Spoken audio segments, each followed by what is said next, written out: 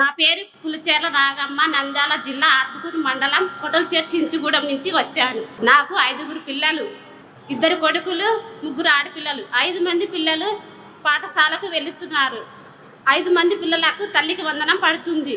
తల్లికి వందనం పడిన డబ్బులతో నేను కొంత దాచుకుంటూ కొంత పిల్లలకు ఖర్చు పెట్టుకుంటున్నాను. మా ఊరిలో ప్రతి ఒక్క పిల్లవానికి తల్లి వందనం పడుతుంది. ముఖ్యమంత్రి గారికి కృతజ్ఞతలు చెప్పుకుంటున్నాను. అంతేకాకుండా మా ఊరి బడిలో మా పిల్లలు మా ఊరి బడికే పోతున్నారు. అక్కడ టీచర్లు బాగా చదువు చెప్తున్నారు. పుస్తకాలు, బ్యాగులు, బూట్స్, యూనిఫామ్స్ ఇస్తున్నారు.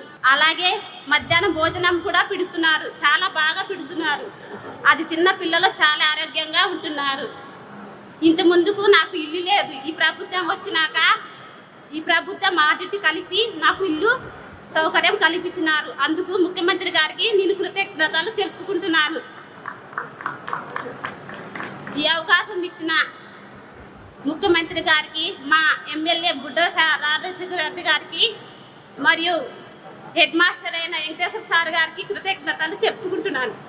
నిజంగా ఎన్నెన్నో పథకాలు మనమంతా చూస్తున్నాం. ఈ పథకాలు ఆంధ్రప్రదేశ్ రాష్ట్రంలో ప్రతి ఒక్కరికి చేరువ అవ్వాలి. ఆ సంక్షేమం ప్రతి ఒక్కరికి అందాలి. అభివృద్ధి పదంలో ఆంధ్రప్రదేశ్ పయనిస్తే స్వర్ణాంధ్రప్రదేశ్ విజన్ 2047 లక్ష్యంగా ముందుకు సాగుతుంది మన ఆంధ్రప్రదేశ్ రాష్ట్రం. ప్రధాని నరేంద్ర మోదీ గారు 12 ఏళ్ల పాలనలో వికసిత్ భారత్ లక్ష్యంగా